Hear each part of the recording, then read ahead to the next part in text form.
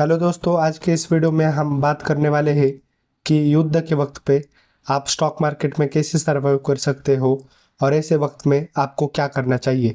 दोस्तों, जैसे कि आप जानते हो कि ईरान और इजराइल का युद्ध चल रहा है जिसमें अमेरिका भी शामिल है। अभी ऐसे युद्ध तो होते रहेंगे, हम उसको रोक तो नहीं सकते, लेकिन हम हमारा पोर्टफोलियो मैनेज कर सकते हैं।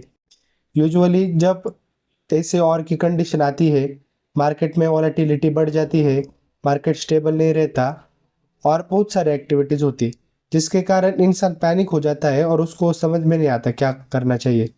इसलिए हो डाउट को मिटाने के लिए मैंने ये वीडियो बनाया है। अभी हम जानते हैं कि और स्टॉक मार्केट को कैसे क्या डिस्टर्ब करता है। जैसे कि आप सब लोग जानते हो, जैसे ही कोई ग्लोबल प्रॉब्लम होती है स्टॉक मार्केट आराम से गिर जाता है। इसका ये रीज़न है कि अभी हम बहुत सारी चीज़ें बहुत सारे देशों से इंपोर्ट करते हैं या फिर एक्सपोर्ट करते हैं। हम एक दूसरे के ऊपर डिपेंड है।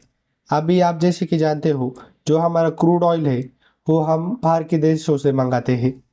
अभी का ही एग्जांपल लेते हैं। जैसे कि आप सब लोग जानते हो कि और की वजह से स्ट्रेट ऑफ हार्मुज बंद हो चुका है, जिसके कारण बहुत सारी कंट्रीज क्रूड ऑयल की सप्लाई नहीं ले पा रही है, जिसमें से एक कंट्री इंडिया है। जिसकी वजह से क्या हुआ, जो इंडस्ट्रीज क्रूड ऑयल पे डिपेंड थी उनके प्राइस अचानक से गिर गए। अभी होता ये है कि हमारे मार्केट में जितने भी इंडस्ट्रीज है वो एक दूसरे के ऊपर डिपेंड है, जिसके कारण बहुत बड़ा इम्पैक्ट हो जाता है और पूरा स्टॉक मार्केट गिर जाता है। अब एक एग्जांपल लेते हैं। अभी समझो एक कंपनी है जो एनर्जी फॉर्म करती है, जिसका मेन प्रोडक्ट क्रूड ऑयल है। अब एक तो उसका प्राइस ज़्यादा होगा क्रूड ऑयल का, वरना हो मिलेगा नहीं, जिसके कारण एनर्जी बनाने में प्रॉब्लम होगा। अभी ऐसा समझो कि एक और कंपनी है जिसको हो एनर्जी चाहिए खुद का प्रोडक्ट बनाने के लिए, फिर उसका भी सारा चेन साइकिल डिस्टर्ब हो जाएगा। इसकी वजह से वो कंपनी भी गिर जाएगी और ऐसे चेन रिएक्शन के साथ पूरा स्टॉक मार्केट डाउन हो जाएगा। ऐसे सिचुएशन में लोग पैनिक हो जाते हैं और अपना पैसा सेफ रखने के लिए शेयर्स बेच देते हैं, जिसके कारण स्टॉक मार्केट और गिर जाता है। और ऐसी कंडीशन की वजह से ट्रेड साइकिल में डिस्टर्बेंस आता है, महंगाई बढ़ जाती है, कमोडिटी स्पाइक्स यानी ऑयल, नेचुरल गैस, मेटल्स, इन सारी चीज़ों के प्राइस बढ़ जाते हैं क्योंकि सप्लाई ही कम हो जाती है। और एफआईज वगैरह जो हमारे लोग हैं वो अपना पैसा बाहर निकालते हैं क्योंकि मार्केट ही गिर चुका होता है। मार्केट गिरने के कारण हमारे करेंसी पर भी इम्पैक्ट आता है। अभी इस चीज़ के रिएक्शन भी जान लेते हैं। अभी इससे पहली बात तो मार्केट बहुत ज़्यादा गिर जाता है, वॉलेटिलिटी बहुत ज़्यादा बढ़ जाती है, कैपिटल आउटफ्लोज। इसका ये मतलब है कि अपने जो एफआईज वगैरह लोग हैं, वरना जितने भी इन्वेस्टर्स हैं, वो अपना पैसा बाहर निकालने लगते हैं। और अभी इसका चौथा पॉइंट है सेफ हेवन एसिड डिमांड। इसका ये मतलब है कि लोग दूसरी चीज़ों में इन्वेस्ट करना चालू करते हैं, जैसे कि गोल्ड हो गया, एफडी हो गई, वरना कोई प्रॉपर्टी हो गई, एक्सेट्रा चीज़ें, क्योंकि मार्केट अभी गिर चुका है। ऐसे वक्त में इंसान दूसरा इन्वेस्टमेंट के लिए स्टेबल सोर्स देखेगा। अभी हम देखते हैं कि हिस्ट्री हमें इसके बारे में क्या सिखाती है। अभी जितने भी हमारी हिस्ट्री में और हुए हैं उसका परिणाम पूरे विश्व पे हुआ है। कहीं ना कहीं किसी का तो नुकसान हुआ ही है, लेकिन एक बात इसमें बहुत ज़्यादा पॉजिटिव है कि ऐसे और तो आज तक बहुत हुए, लेकिन उससे मार्केट हमेशा रिकवर करते हैं और नया लाइफ हाई भी बनाते हैं। ये पेन टेम्पररी होता है, मार्केट इससे रिकवर करता है, वरना इसमें ऑटोमेटिक एडजस्ट कर लेता है। अभी आप रशिया यूक्रेन और ही ले लीजिए। अभी हो और कितने सालों से चल रहा था, लेकिन मार्केट उसकी वजह से इम्पैक्ट हुआ क्या? नहीं, क्योंकि कुछ समय बाद मार्केट ने खुद को उस और में एडजस्ट कर लिया था, जिसके वजह से वो उसकी वजह से इम्पैक्ट नहीं हुआ। उसके बाद उसने नए लाइफ हाई बनाए, लोगों को अच्छे रिटर्न्स दिए और बहुत सारे लोगों के सपने भी पूरे किए। अभी हम हिस्ट्री से बहुत ज़्यादा पॉजिटिविटी ले चुके हैं। हिस्ट्री ने हमें बताया कि pain is temporary, success is permanent. अभी और हर इंडस्ट्री के लिए नेगेटिव नहीं होती, कुछ इंडस्ट्रीज के लिए पॉजिटिव भी है। फॉर एग्जांपल डिफेंस सेक्टर हो गया, एनर्जी सेक्टर हो गया।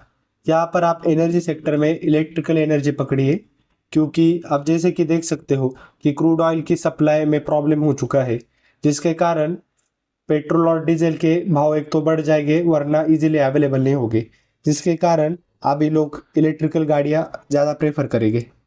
ऐसी सिचुएशन में कमोडिटीज़ का भी फायदा होगा, जो कि मिलिट्री या फिर डिफेंस सेक्टर के लिए रॉ मटेरियल का काम करती है। ऐसे सिचुएशन में साइबर सिक्योरिटी की डिमांड बढ़ जाएगी। अगर आप चाहोगे तो नेक्स्ट टाइम मैं इस टॉपिक के ऊपर वीडियो बना दूंगा कि और की वजह से किस सेक्टर को फ़ायदा हो सकता है। अभी मैं आपको बताऊंगा कि ऐसी सिचुएशन में इंसान को क्या करना चाहिए। मैं इसको 2 पार्ट में बताऊंगा, पहले ट्रेडर के लिए, दूसरा इन्वेस्टर के लिए। तो सबसे पहले ट्रेडर्स के लिए बात कर लेते हैं। ऐसे सिचुएशन में आपको ट्रेडिंग या फिर ओवरनाइट ट्रेडिंग अवॉइड करनी है। आपको यहाँ पर पैसा कमाने की जगह पैसा बचाने पे ध्यान देना है। जैसे जैसे मार्केट ऊपर जाएगा आपको आपकी पोजीशन हल्की करनी है, और अगर आप फिर भी ट्रेडिंग करना चाहोगे तो आपको रिस्क तो लेना पड़ेगा। अभी इस सिचुएशन में इन्वेस्टर को क्या करना चाहिए उसके बारे में जान लेते हैं। ऐसी सिचुएशन में इन्वेस्टर्स को कुछ नहीं करना है, बस एक बार आपने पोर्टफोलियो के स्टॉक की क्वालिटी चेक करनी है और फिर आराम से आपने स्टॉक को होल्ड करके रखना है।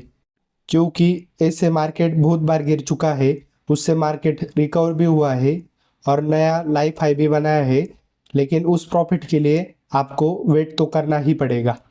अभी मार्केट गिर भी चुका है, ऐसी सिचुएशन में आप कुछ स्टॉक खरीद भी सकते हो जो कि आगे जाके आपको बहुत अच्छा रिटर्न दे सकते हैं। क्योंकि अभी स्टॉक के प्राइस गिर चुके हैं, इसलिए अभी वो आपको अच्छे या फिर सस्ते प्राइस पे मिल जाएंगे। अभी आपका सब कुछ काम हो चुका है, अभी आपको बस वेट करना है और पेशेंस रखने हैं। क्योंकि आप जितना ज़्यादा स्टॉक मार्केट में टिकोगे आपके सक्सेस के चांसेस उतने ज़्यादा बढ़ जाएंगे। अभी हम जानते हैं कि रिस्क कैसे मैनेज करनी है। आपको शॉर्ट में बताता हूँ। आपको ज़्यादा कुछ नहीं करना है, आपको 20 या फिर 25 स्टॉक का पोर्टफोलियो बनाना है, जिससे कि आपका पोर्टफोलियो डाइवर्सिफाइड हो जाएगा और फिर आपके पास जितना भी पैसा है वो आपको हर स्टॉक में इक्वल अमाउंट में डिस्ट्रीब्यूट करना है। फॉर एग्जाम्पल, आपके पास 1 लाख रुपए है और आपके पास 20 स्टॉक है, आपको हर स्टॉक में 5,000 रुपये डालने हैं, जिसकी वजह से हर स्टॉक में मनी इक्वल हो जाएगा, आपका पोर्टफोलियो डाइवर्सिफाइड हो जाएगा, जिसके कारण रिस्क थोड़ी कम हो जाएगी और सक्सेस के चांसेस बढ़ जाएंगे।